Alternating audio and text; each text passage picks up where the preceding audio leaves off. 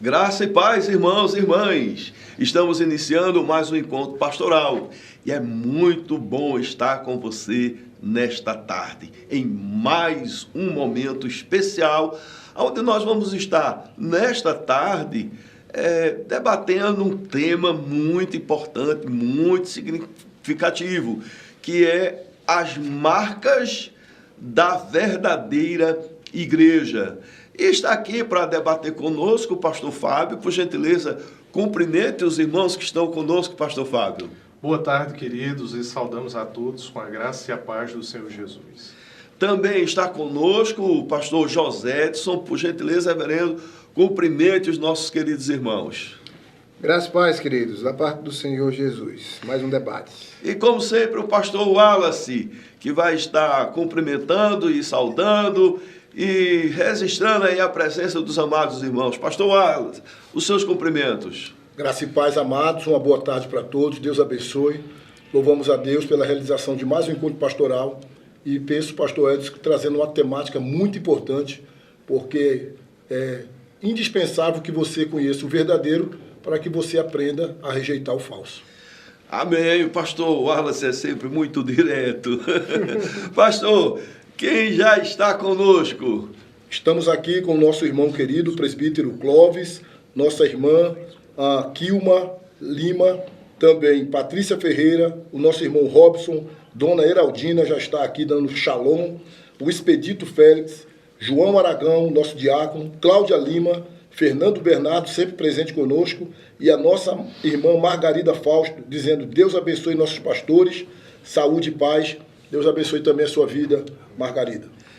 Amém, irmã Margarida. Tomamos posse em nome de Jesus. O mesmo desejamos para todos que estão nos acompanhando nesse momento. Então vamos iniciar com o pastor Fábio. Geralmente a gente começa com ele. Pastor Fábio, como é que nós podemos definir igreja? Pastor, há algumas definições para a igreja. Igreja enquanto comunidade da fé, enquanto família de Deus, família da fé, corpo de Cristo, como tem lá em Colossenses, a reunião dos santos, a reunião dos salvos, como também tem o elemento institucional. A igreja, enquanto uma instituição que ao mesmo tempo é divina e humana e que se pauta por algumas regras, algumas normas chamadas eclesiásticas. Muito bem, pastor José Edson. Como é que nós podemos dizer que uma pessoa, ela é membro do corpo de Cristo, ela verdadeiramente está em Cristo, ela é igreja de Cristo como pessoa? Bem, como pessoa, ela se identifica como parte do corpo de Cristo quando ela segue as marcas, quando ela segue os padrões de um servo do Senhor. Ela reconheceu o Senhor Jesus como seu Senhor e Salvador, como o único mediador entre ele e o Deus Pai. Ele vive os processos comuns à igreja quanto à boa administração do sacramento e a participação, a valorização desses sacramentos, não vulgarizando esse ato, como também ele se submete às autoridades constituídas por Deus, enquanto essas autoridades estiverem debaixo da ordem do Senhor, né? E aí você tem mais outras características que são peculiares, o deixar-se ser usado por Deus no serviço, na obra do Senhor, a questão da comunhão, do aconselhamento e de uma série de outras questões a mais. Pastor Wallace, eu poderia complementar aí a fala do pastor José, se enriquecer um pouco mais, quais são as características de um verdadeiro cristão, como a gente pode entender que de fato ele é igreja, corpo de Cristo?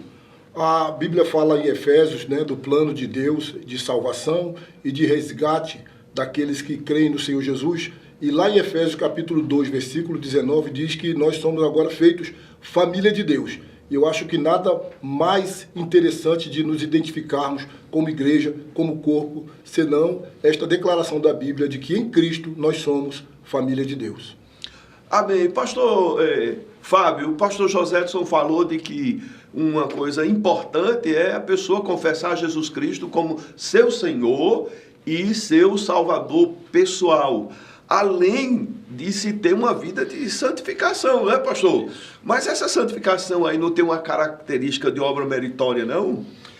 Não, pastor, porque a partir do momento que se confessa a Cristo como Senhor e Salvador, nós sabemos que o Espírito Santo, ele está operando a regeneração, a conversão e tem aqueles processos da santificação. Aí a santificação posicional, de ser retirado do império das trevas e ser colocado pela graça do Senhor no reino do Filho do amor de Deus, e passa a partir daí o cristão, com a palavra, o auxílio do Espírito Santo, até uma santificação progressiva, uma obediência à palavra de Deus, aquilo que a igreja prega como nossa regra máxima de fé e prática, almejando em Cristo a santificação final, que é a glorificação. Amém. Pastor Wallace, Paulo, escrevendo aos Tessalonicenses, ele diz que nós reconhecemos um eleito de Deus através da fé, do amor e da esperança.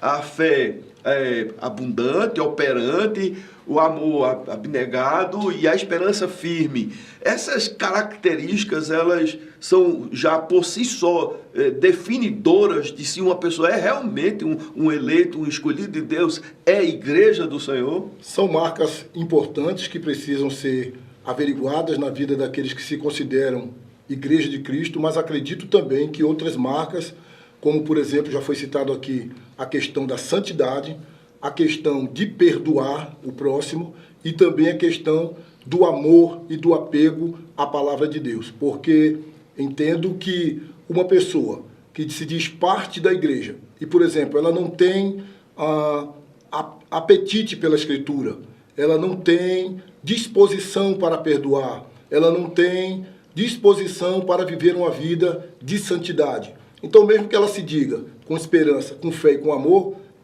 fica complicado você atestar esta vida como sendo parte da igreja se faltam esses elementos tão importantes, como é apetite pela palavra do Senhor, santidade e a disposição para perdoar. Haja vista que na oração que Jesus ensinou, ele disse que nós seremos perdoados à medida que nós perdoamos. Então, se nós não perdoamos, não somos perdoados. Se não somos perdoados, não estamos inseridos como filhos ou como igreja de Deus. Então, são situações importantes, pastor, que a pessoa precisa analisar, porque Paulo, em 2 Coríntios 13, 5 e 6, ele diz que nós precisamos nos avaliar, nos analisar, para ver se de fato estamos na fé. Porque queremos ser igreja, viver como igreja e ter certeza que somos igreja, para não cairmos na questão do auto-engano. Amém. Pastor José, isso seria simplista demais nós dizermos que, além da confissão de fé na pessoa de Jesus, característica do verdadeiro cristão é a obediência? Não seria simplista, não. Tem um exemplo muito claro a respeito da parábola do semeador, em que o Senhor Jesus vai falar de que sementes foram lançadas, o semeador passou a semear em determinados solos, né? E as sementes caíram em solos diferentes. Caiu no solo na estrada, caiu entre as pedras, caiu entre os espinhos, e a boa semente caiu no solo fértil.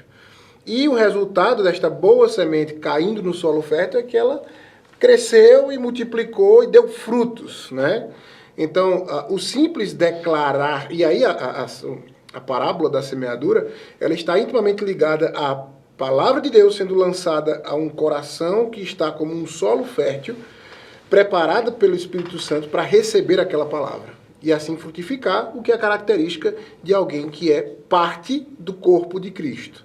Então, simplesmente declarar que Cristo é o Senhor, você vai ter muitas pessoas declarando que Jesus Cristo é o Senhor, muitas vezes só como um reconhecimento de um ente humano que divide as eras entre antes e depois dele.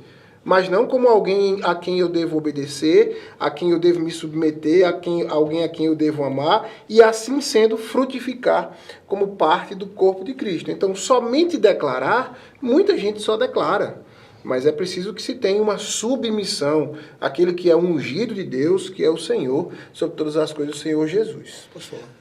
Pois não, o pastor Wallace vai completar, e eu já queria também provocar um pouco, porque quando a gente fala em obediência, geralmente a gente fala no aspecto da santificação, questões morais, mas também a gente tem que incluir as boas obras, não, pastor Wallace? Exatamente. É interessante, eu estava agora no almoço conversando com a família, de como nós evangélicos precisamos crescer em relação às boas obras. E uma grande falha nossa é, pelo entendimento de que a salvação não é pelas obras, aí às vezes nós escanteamos as boas obras. Mas a Bíblia sempre incentiva, inclusive no livro que nós estaremos estudando nas nossas células, né, que é o livro de Tito, ali está declarado várias vezes no capítulo 3 o quanto nós precisamos ser dados à prática das boas obras. E depois eu quero conversar com o senhor particular. Para a quarta igreja crescer cada vez mais aí, se Deus quiser, em questão de boas obras. Mas no aspecto da obediência, o pastor José falava, eu me lembrei de João 14, 21, quando Jesus disse que aqueles que me amam, eles guardam os meus mandamentos. Então, o que de fato caracteriza um crente que ama a Deus é a sua obediência. E como o pastor José falou também, tem gente que confessa, mas não obedece, que é o caso de Mateus 7, 21, onde as pessoas chegam lá e dizem, Senhor, Senhor, e Jesus disse, eu nunca vos conheci. Por quê? Porque foram pessoas que tiveram a confissão, mas não tiveram a obediência. Muito bem, pastor Wallace, pastor Fábio. Vamos então voltar um pouco na questão da definição de igreja. Porque existe igreja corpo vivo de Cristo, que é formada por todos os redimidos de todos os tempos, que nós podemos dizer que é a igreja invisível. Então, a igreja invisível, que somente Jesus conhece e que são os seus, ela é, de fato, a igreja verdadeira. Mas nós temos as instituições religiosas, as denominações.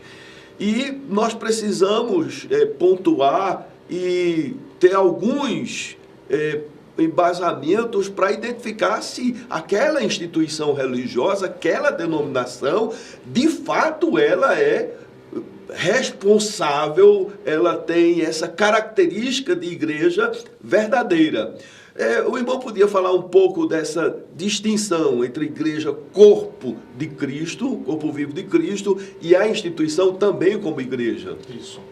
O senhor colocou já muito bem a questão do corpo de Cristo, né? O corpo de Cristo é constituído por todos os eleitos do Senhor, aqueles que foram predestinados para a salvação em Cristo Jesus.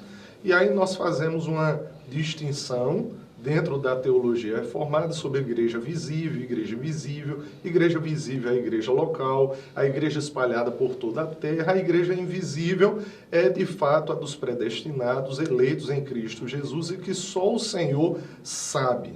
Né? Enquanto instituição, nós entendemos a igreja como uma organização que não deixa de ser divina, mas também é humana, mas na sua forma de proceder humana, não deixa de seguir as regras do Senhor. E que tipo de instituição nós podemos dizer que é de fato uma igreja saudável, uma instituição séria? É uma igreja que prega genuinamente a palavra de forma expositiva, como também administra biblicamente os dois únicos sacramentos instituídos pelo Senhor, a Santa Ceia, como também o batismo. E a igreja que aplica, segundo os padrões bíblicos, como tantas passagens, a exemplo de Mateus 18, a disciplina eclesiástica para a glória de Deus, para a glória de Cristo, para a pureza da igreja, como também para o bem do faltoso. Pastor Josédson, alguns anos atrás, nós tínhamos poucas denominações no nosso país, no nosso Brasil, denominações históricas. E com o passar do tempo, a gente observa uma multiplicação de denominações que se dizem Igreja de Cristo, que se dizem uma igreja verdadeira, não é isso? Como é que nós podemos entender esse fenômeno de multiplicação de denominações, de instituições, de igrejas que se dizem Igreja de Cristo? Ok, pastor, é uma boa pergunta, porque é uma questão religiosa, mas também sociológica e antropológica no mais íntimo da questão. Eu superficialmente, eu coloco sobre a questão da falta de doutrina, falta de ensino. Você tem a possibilidade de ter uma igreja ou abrir uma igreja, muitas vezes em determinadas denominações, a partir de uma pessoa que tem habilidades para falar ao público.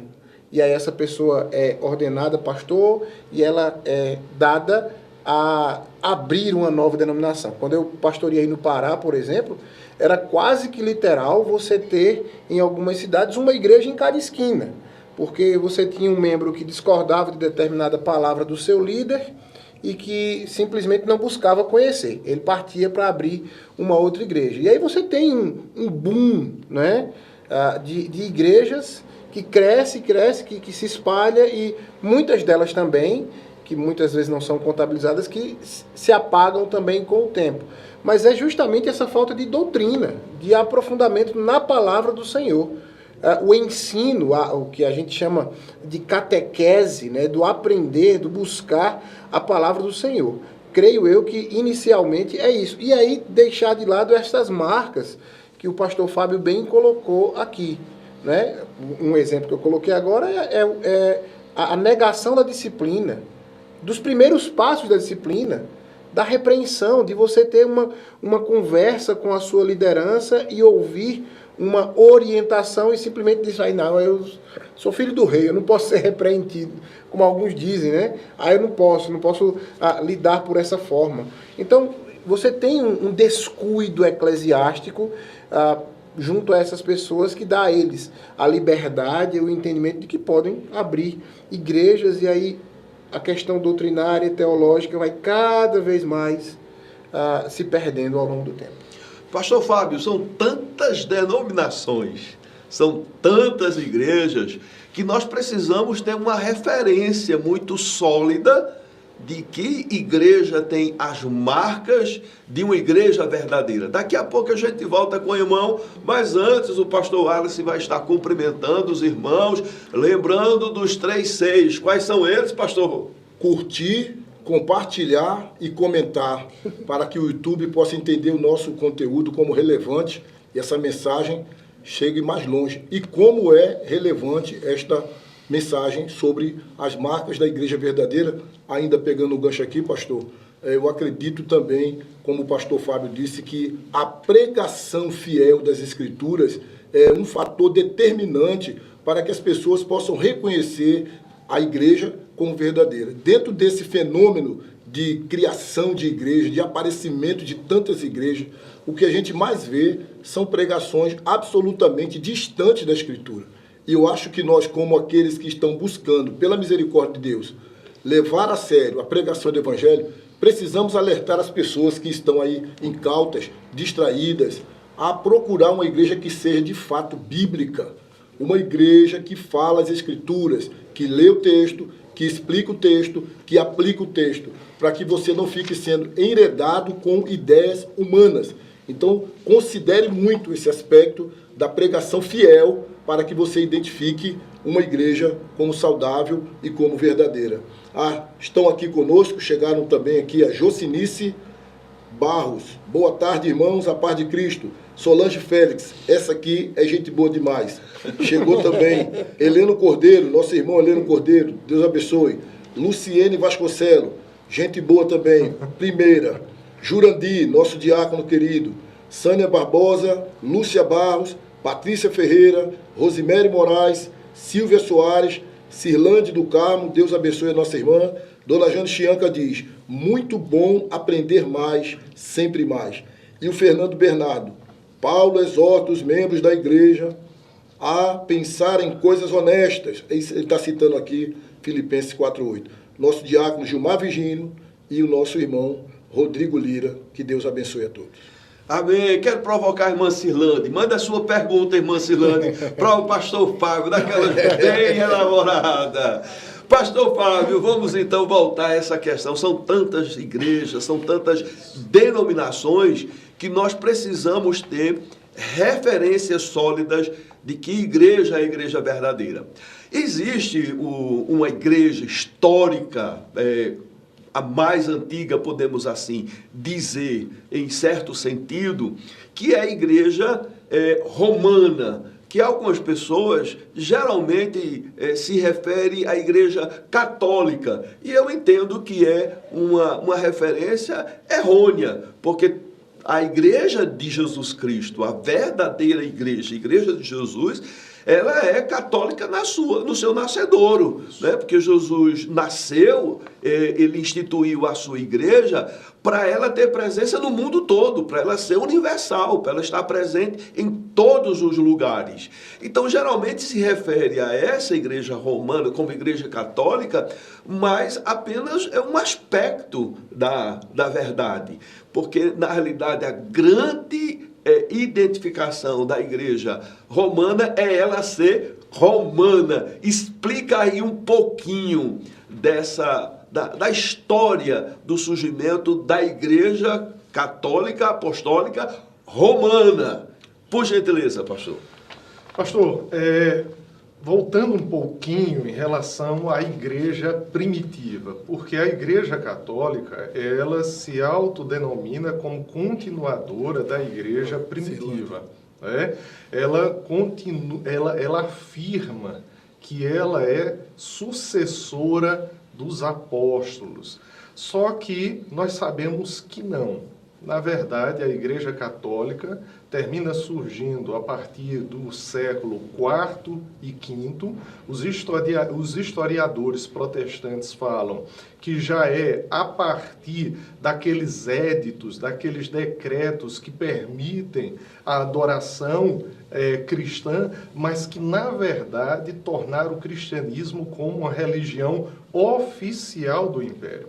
E tem um autor, um pastor, um reverendo, que trabalha inclusive lá na Itália, lá em Roma, que ele diz que essa igreja assumiu uma característica romana que é marcante até os dias de hoje. É que a ideia é que ela não é católica no sentido de universal.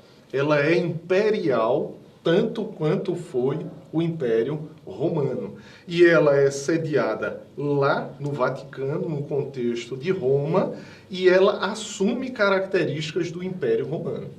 Muito bem, pastor, porque nós precisamos lembrar que em 380, Teodósio decretou de que a religião oficial do Império Romano seria o cristianismo, exatamente, que outrora é bastante perseguido. Isso. Com Constantino já viveu aí um período de tolerância e de favorecimento, mas com Teodósio não, com Teodósio se torna oficial. Isso. Aí vem essa caracterização de igreja romana. Isso. Não é isso, pastor? Isso. E eles também definem quais são as características da igreja verdadeira. Para a igreja romana, o que é que caracteriza uma igreja verdadeira, pastor? Pastor, segundo a igreja romana, uma igreja verdadeira, que ela diz que ela é a igreja verdadeira, é marcada por 4 características. Ela ser una, santa, católica e apostólica. Essas são as marcas, as 4 marcas que a Igreja Católica Romana se autodenomina como sendo a Igreja verdadeira de Cristo. O pastor, então, está se referindo aos catecismos da Igreja Católica nos parágrafos de 811 a 870, que define aí essas características, não é isso? Isso. O pastor podia rapidamente esclarecer o que significa cada uma delas? Isso. No caso, a igreja, quando ela se denomina como una, de acordo com o seu catecismo, é dizendo que ela veio fundada de Cristo, ela tem uma unidade em professar uma só fé como também na celebração dos sacramentos, que no caso dela são 7, e ela é una também no entendimento dela em relação à sucessão apostólica. Quanto igreja santa, ela diz que ela se entrega à influência do Espírito Santo, que a santifica, a vivifica. Em relação a ser católica, ela fala da sua presença missionária em todo o mundo. E ao se afirmar apostólica, ela fala que transmite, é fundamentada na doutrina dos apóstolos, mas não somente isso, que ela continua nos dias de hoje a chamada sucessão apostólica. Então, para a igreja romana, essas 4 características é que definem uma igreja verdadeira. Isso. Una, santa, católica apostólica. e apostólica. Isso. Aí nós vemos tantas denominações. Pastor José Edson, a gente escuta muito hoje falar da teologia reformada, que não é um movimento atribuído a uma denominação, né? É um movimento que abrange várias instituições religiosas. É um contraponto à Igreja Romana, porque ao longo da história nós vamos perceber o distanciamento dela das Escrituras Sagradas. E aí vem as indulgências também, que foram as vendas de perdão de pecados, né? As pessoas compravam o perdão através dessa indulgência, e com esse dinheiro foi construído lá a Catedral de São Pedro em Roma. Mas a grande questão que estava ocorrendo à época era uma questão soteriológica, né? A doutrina da salvação. Como é que uma pessoa pode ser salva? Então, a época se ligava muito à salvação, a pertencer à igreja romana. Até que muitos religiosos e autoridades e sacerdotes da própria igreja começaram a perceber o distanciamento e a falar desse distanciamento, tentando exortar a igreja e trazer a igreja à origem. Não Roma, mas Jerusalém. E aí vem a reforma protestante. Qual é a grande marca da reforma protestante, pastor José Edson? Bem, a grande marca da reforma protestante, 1516, é a volta às escrituras, né? É deixar não só a venda de indulgências... 17, não? 1517. Isso. Então, essa grande marca é a volta, né, às escrituras, que deixa de lado não só a venda de indulgências, que é o teor principal dos erros doutrinários daquele período, mas as visitas a lugares santos, a visitar itens da época de Cristo, o que eles chamavam um pedaço da cruz, entre outras e outras coisas, relíquias. Muito obrigado, pastor. As relíquias, né? Então, junto a isso, vem todo um conjunto de dogmas que a Igreja Católica Romana coloca para que os seus fiéis precisassem seguir. E aí é que tem essa observação por parte dos seus clérigos de dizer, não, tá errado e precisa ser reformado, o que é uma questão que muitos precisam entender. A reforma protestante não é o desejo de criar uma igreja diferente. A reforma protestante é justamente isso que o senhor já colocou, é voltar às escrituras para corrigir todas aquelas práticas que estão inadequadas. Então, a grande marca da reforma protestante é justamente a volta para as escrituras, o que gera documentos da reforma que são de extrema importância para a gente, como o que nós chamamos de 5 solas. Sola Escritura, Sola Fide, Sola Gratia, Soli Deo Gloria e Solos Christus, que apontam para aquilo que é importante para a igreja do Senhor, a igreja militante, a igreja invisível, aqueles que seguem a palavra de Deus como única regra de fé e prática. Então nós podemos dizer que quando dizemos que somos reformados, nós estamos então dizendo que nós nos identificamos com esse movimento que tem como grande objetivo voltar às origens, voltar a Jerusalém, Sim. sair de Roma e voltar para Jerusalém. Seria mais ou menos isso, pastor? Isso. Inclusive, por exemplo, uma interpretação simples do texto de Atos 2:42, onde se diz que a igreja do caminho, a igreja primitiva, a primeira igreja, essa igreja ela perseverava na doutrina, perseverava na comunhão, no partir do pão e nas orações, mas inicialmente na doutrina dos apóstolos. Então, a Igreja Católica Romana pega esta palavra, que a igreja perseverava na doutrina dos apóstolos, e mal interpreta ela para dizer que há uma sucessão apostólica e que essa sucessão apostólica é uma sucessão de Cristo e que estes apóstolos ou estes papas precisam ser vistos com o que se chama de pretensão petrina, serem vistos como substitutos diretos de Pedro e este um substituto direto de Cristo.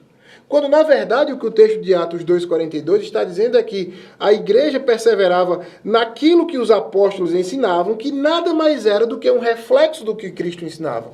Logo, a doutrina dos apóstolos é a doutrina de Cristo, e não a doutrina de homens que foram mal autorizados a se dizerem substitutos diretos do Senhor Jesus. E não apenas substitutos diretos do Senhor Jesus, mas também com a áurea de infabilidade. Sim, infalibilidade. E infabilidade essa que está comprovadamente negada pela própria história, pelo testemunho desses que se dizem sucessores de Cristo. Pastor Fábio, nós podemos dizer, então, que nós somos uma igreja católica, apostólica, reformada? Sim, pastor, nós podemos dizer. Como o senhor colocou no início, o nosso Senhor Jesus Cristo, na grande comissão, ele disse para os seus discípulos ir por todo o mundo e pregar o evangelho. E nós entendemos que a igreja de Cristo, a igreja verdadeira, de discípulos que se entregaram ao Senhor, estão espalhados pelo mundo todo e dia a dia, como tem lá em Atos 2, a partir do versículo 42, todo dia o Senhor vai acrescentando o número daqueles que são salvos.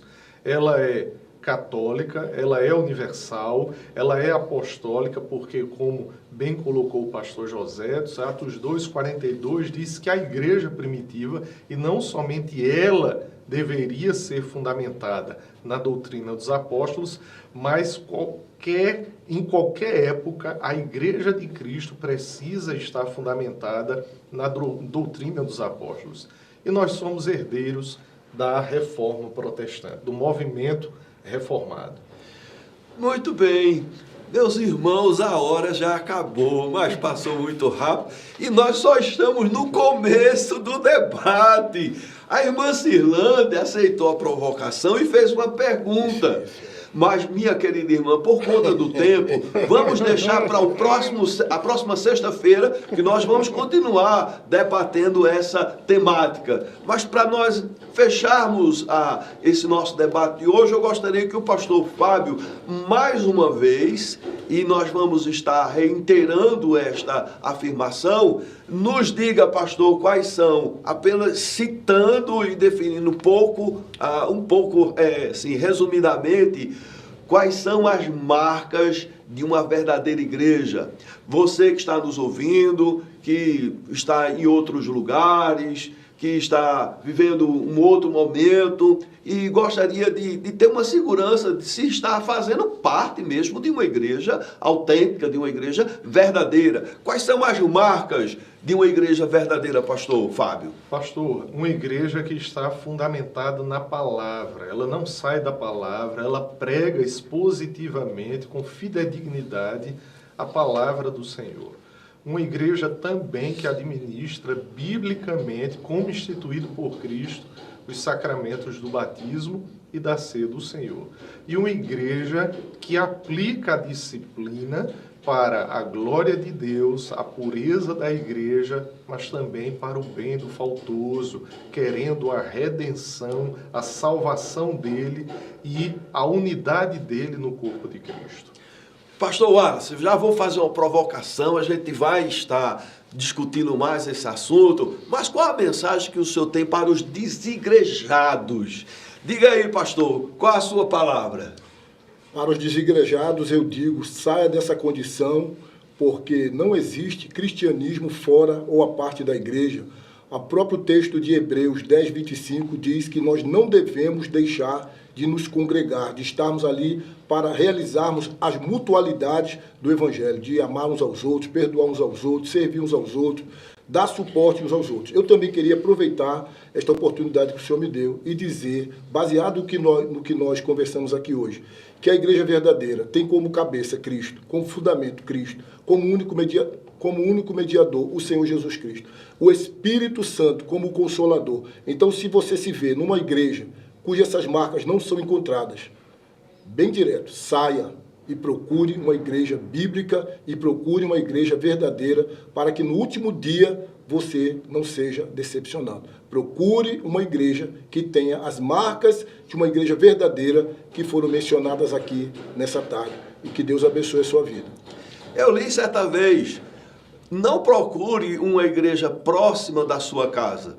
Procure uma igreja próxima da palavra verdadeira de Deus. Pastor José, para a gente encerrar, e depois temos uma oração com o pastor Wallace, qual o privilégio que nós podemos ter em participar de uma igreja verdadeira? O privilégio que temos dos principais que chamam é poder nos entendermos como filhos de Deus. Fomos tirados do império das trevas e trazidos para o reino do Filho do seu amor. E um segundo e principal privilégio, que eu quero deixar bem claro aqui para todos, é o privilégio de servir. O privilégio de servir na obra do Senhor. Você não é chamado para a igreja para ser servido.